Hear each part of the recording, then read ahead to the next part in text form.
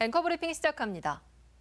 이재명 정부의 첫 부동산 대책인 6.27 대출 규제가 시행 한 달이 지났습니다. 6.27 대책은 강력한 대출 규제가 핵심인데요. 수도권과 규제지에서 주택담보대출은 무조건 6억 원 이하로 제한하고 수도권 내의 2주택 이상 보유자는 추가 주담대가 허용되지 않습니다. 또 1주택자도 기존 주택 6개월 내 처분 조건이 충족되지 않으면 대출이 불가능합니다. 전세대출을 활용한 갭 투자가 불가능하도록 소유권 이전 조건부 전세대출도 금지했고 신용대출도 한도를 연소득 이내로 제한해 이른바 영끌을 위한 금융수단을 대부분 틀어 막았습니다. 이렇게 정부가 고강도 대출 규제를 내놓자 매수 심리 위축 양상이 뚜렷해지면서 수도권 집값 상승세는 한풀 꺾였습니다. 6.27 대책 전후로 아파트 매매가 변동률을 살펴볼까요? 서울은 0.43%에서 0.16%로, 수도권은 0.16%에서 0.06%로 하락하면서 전국의 아파트 가격 상승률을 0.06에서 0.01%로 끌어내렸습니다.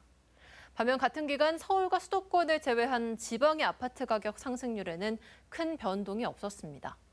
지역에는 미분양 사태가 심각하고 아파트 매수세가 저조하다 보니 대출 규제가 큰 영향이 없었다는 분석이 나옵니다. 서울과 수도권 아파트를 살 수 없게 된 자금이 지방 아파트 투자로 이어질 거라는 기대감도 있었지만 유의미한 결과는 나오지 않았습니다. 대구의 미분양 아파트는 6월 말 기준 8,995가구로 전월 8,586가구보다 4.8%, 409가구가 늘었습니다.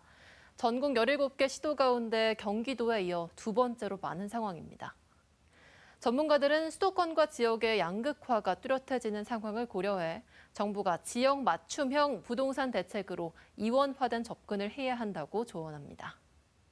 이 대구 지역만이라도 너무 상황이 심각하니까 대출 규제를 완화해서 무주택 기간에 따라 가지고 대출 금리, 대출 기간을 좀 차등 적용하는 이런 대출 규제 완화책을 좀 꼭 필요하다. 그리고 더 나아가서 질적 욕구를 충족하지 못하는 노후화된 주택들이 대구에는 꽤 많습니다. 앞으로 시간이 지나면 더더더 누적될 겁니다. 그러니까 이 정비 사업, 특히 재건축 사업이 용이할 수 있도록 가칭, 정비구역 프리존 같은 거를 제도로 신설해가지고 이런 정비 사업 속도를 좀 더 빨리 낼 수 있고 또 더 나아가서 이런 원주민들의 추가 분담금 금액을 좀 완화시켜주는 이런 실효성 있는 대책을 내놓았을 때 이런 주택시장 안정화를 정말 무주택자나 실소유자들을 위한 시장으로 재편되기에 아주 적기다.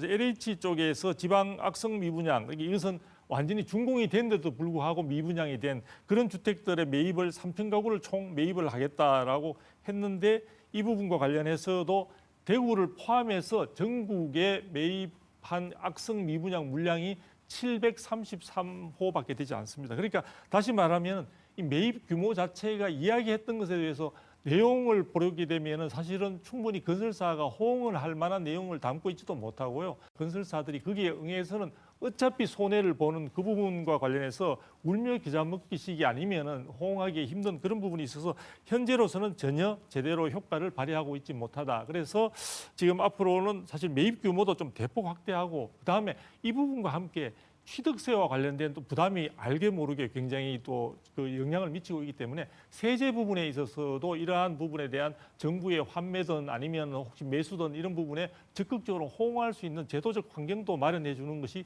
대단히 필요하다 이런 생각이 듭니다.